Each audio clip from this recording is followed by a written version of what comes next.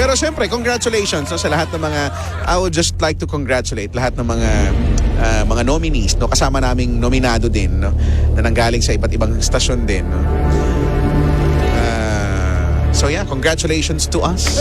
At maraming salamat sa Lionheart TV, Roar Awards, for the opportunity. Okay, so boto nyo ako ha.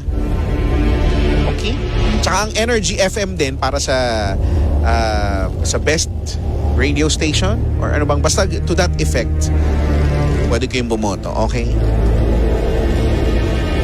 Alright. 7:31. Let's get back to more of the spooky stories. Ito na nga. Mag-throwback tayo. Baka naaalala nyo ito. Itong spooky story na to ay pinadala sa atin dati ni Russell. And it goes something like this. Spooky.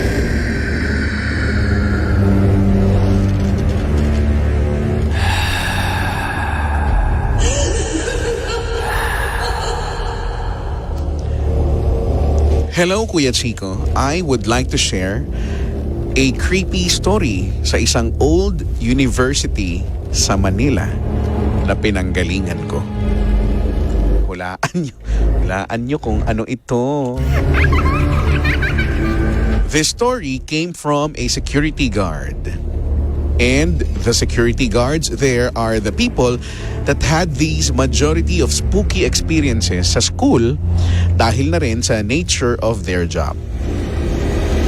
Bawat kwarto sa school namin ay may CCTV and is being monitored by a headquarter room wherein ang mga security guards na monitor nila lahat.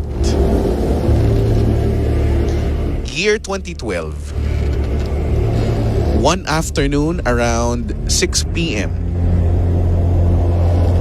May isang kwarto na nakikita nila sa monitor na may isang section or block of students na naandun pa sa loob ng room. Wherein dapat umalis na sila doon and the room is not booked for use after 6 p.m. Ang nagre-reflect sa monitor ay isang parang typical group of students. Naka-uniform, may nag-aaral, may natutulog, may nakikipagdaldalan, etc. Si guard number 1 na nasa monitor ay inutusan si guard number 2 para sitahin yung mga nandun sa room na yun para paalisin na. And then si guard number 2 ay pumunta na doon sa room na sinasabi na yon. During the process, nakikita rin ni guard number 1 yung mga galaw ni guard number 2 na papunta sa room na yon via the network of monitors sa headquarters.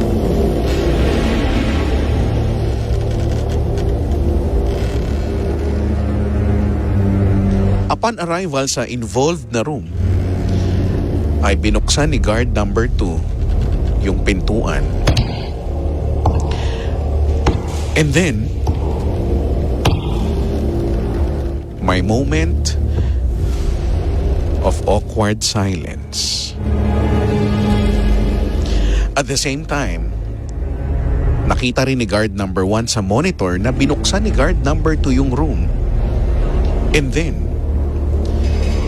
yung grupo ng estudyante ay parang tumigil din sila sa kanilang ginagawa at lumingon at tinignan nila yung guard number 2 na nasa pintuan.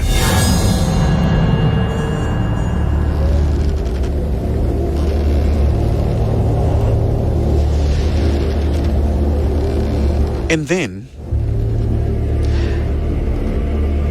after a few seconds, bothered si guard number 2 ay nagradyo kay guard number 1. Ang sabi niya, "Boss, Wala naman pong tao dito. Nung narinig niya yon, alam na ni guard number 1 na paranormal thing na yung nangyayari. At nakikita pa rin niya sa monitor na nakatingin pa rin yung mga estudyante kay guard number 2. Then, si guard number 1 replied ng malumanay. Sabi niya, sige boss, pakipatay na lang yung ilaw sa room at pakilak na lang. And then shinare niya kay guard number 2 pagbalik niya sa headquarters. At sobrang kaba at takot na yung naramdaman niya nung pinakita sa kanya yung actual footage of the incident.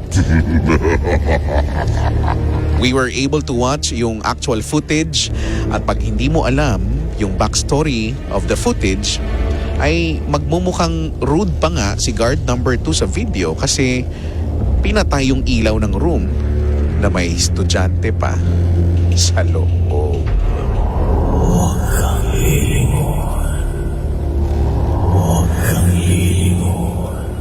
After a few days, the university admin ordered the footage to be kept in full secrecy and non-disclosure. Sorry sa mahabang kwento, Kuya Chico, and salamat sa pagbasa. More power. Oops, nakalagay doon, more power. And happy Halloween. Spooky. That is so spooky. Natatandaan niyo ba tong kwento na to? Oh. Sige. Alam mo, parang gusto ko tuloy parang gusto kong mapanood. Wala naman silang shinare. Kung meron lang video, gusto ko sanang, di ba, i-share ko rin sa inyo. Kaya lang, hindi naman ako sininda ng video. Okay. Another throwback story ay galing naman kay Clarivin. Sabi niya, "Hi Kuya Chico, isa akong OFW sa Jeddah, Saudi Arabia. Na-experience ko ito sa dati naming flat. Hindi naman sa old building, di din siya ganun kabago. Saktuhan lang. Pag pumasok ka sa flat, merong hallway, 3 steps tapos kanan, and then 7 steps, isang malaking room sa kaliwa at maliit na banyo sa kanan.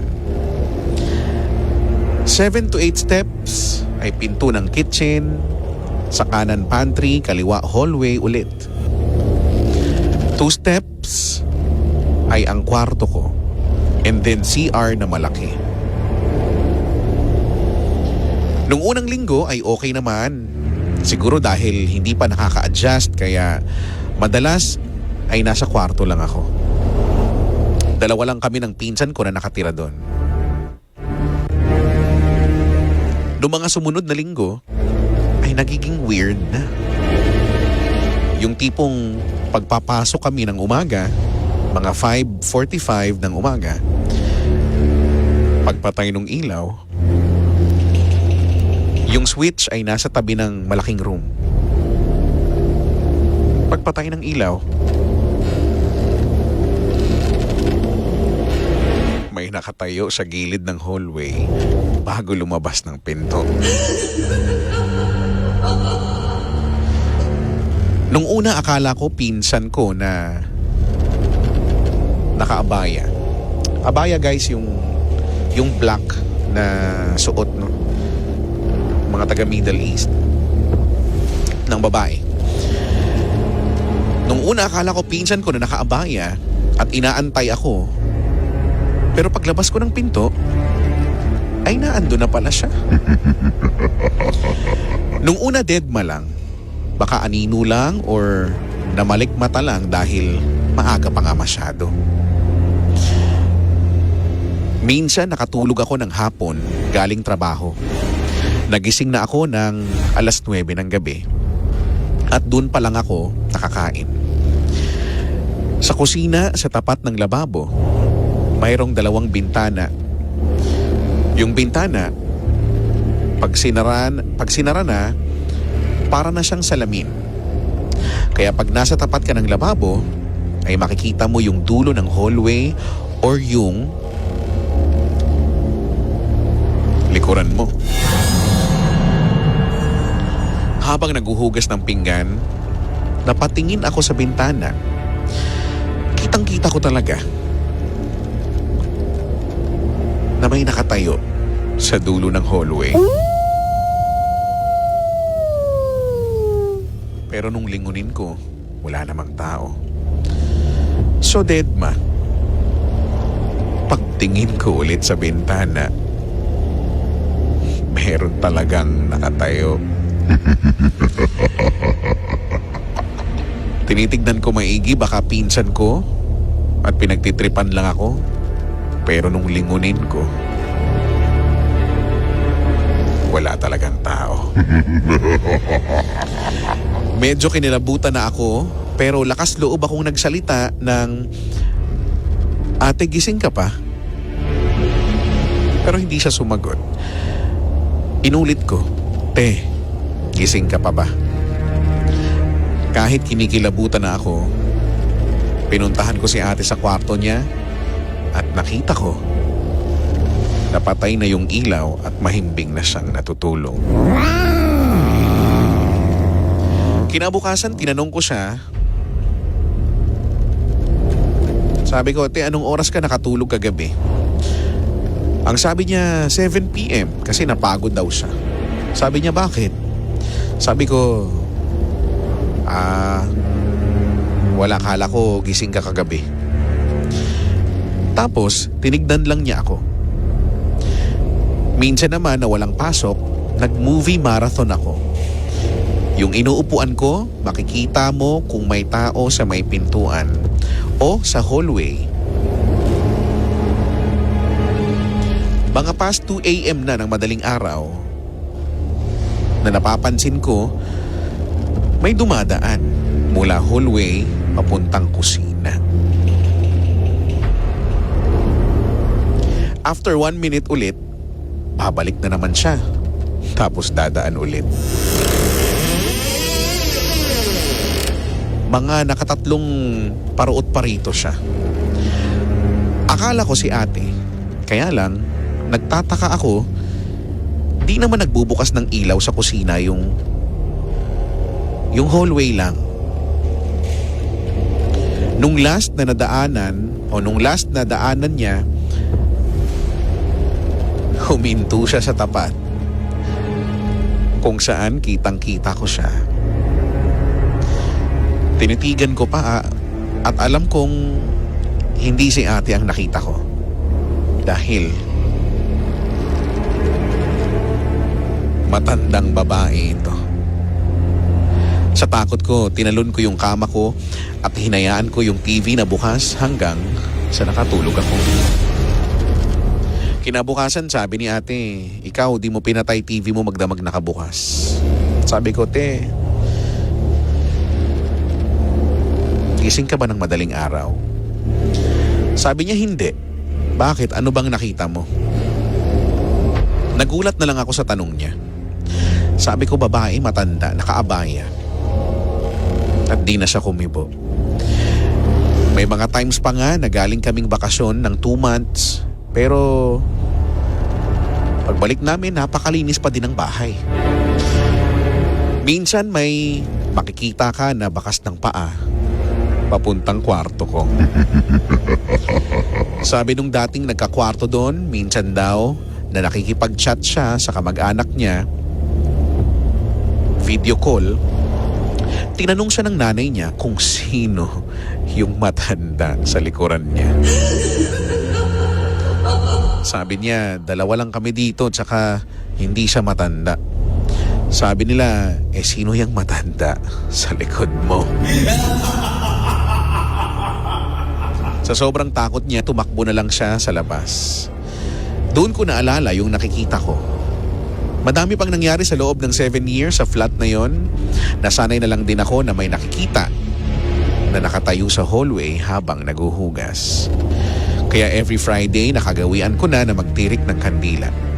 Madalas pag magbabakasyon, Bago pa kami lumabas ng bahay, nagsasabi pa si ate na, "Oh, ikaw nang bahala sa bahay ha." Ngingiti, pagkatapos, aalis. Nung lumipat na kami, doon na sinabi ni ate na meron ngang kaming ibang kasama. Pero doon ko din na-realize na mabait sila at mapagbiro nga lang. Salamat sa pagbasa nito. More power, nakalagay. And God bless. Oh, is spooky. Spooky. 7:46. Ay, nako. Naranasan nyo na ba yan, guys? Hello po sa mga nakikipag-video call sa mga oras na to. O mamaya, makikipag-video call.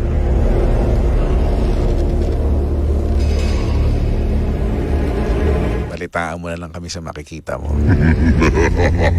Charot lang. Just lang. Hintayin mo na lang ako. Sabi ni Pinhilamon, magje-general cleaning sana ako ngayon sa kwarto ko. Sa umaga na lang pala. Bakit naman? Why naman like that? Ay, nako. Sabi ni Nezuko, nakakatakot talaga Kuya Chico pag may nakatayo sa harap mo. Ay, hindi ako matatakot. At sabihin ko doon, ganyan. Rolando, hindi ako matatakot pag nakakita ako ng nakatayo sa harap. Ay, nako. Ang saya-saya ko siguro. Just lang. That's just so spooky. Spooky! Sabi, wag na daw dapat maghugas ng pinggan. Oo nga, ba't ba kasi naghuhugas ng pinggan? Sabi ni Mijel, nakakatakot grabe kahit na luma na tong story mo. Diba? Oo nga, throwback story to Na, ano ba to? Dati ba napakinggan nyo to nung unang binasa ko to? Ay, nako. Sabi, ano kayang amoy ng hininga ng humihinga sa background? Ito? Hindi ko. Amoy parang amoy binagoongan. Diyos. Binagoongan ng amoy. Hindi ko masyadong sure. Sa mga kaka-tune in lang, naku, medyo nalilate na kayo ng bahagya ha. Nakakakalahati na tayo sa second night ng 3-day special ng DMC o ng Drive Me Crazy. Ito ang The Spooky Edition. Kasama pa rin ako, Kuya Chico. Ano pa nga ba? Hello po sa mga pinipigilan ng pagpunta sa CR. Bakit mo naman pinipigilan? Naiihi ka ba? Ako, masama yan. Hindi pwede nagpipigil, ha? Sabi ni Kois Ryan, doon daw sa story. Sabi, piko ba sa hallway nila, Kuya Chicks? 2 steps sa kaliwa, 7 steps backward. Sabi niya. Bakit ba? Ba't ba nangingialo? Oo nga, no? Para nagpipiko, di ba? Step.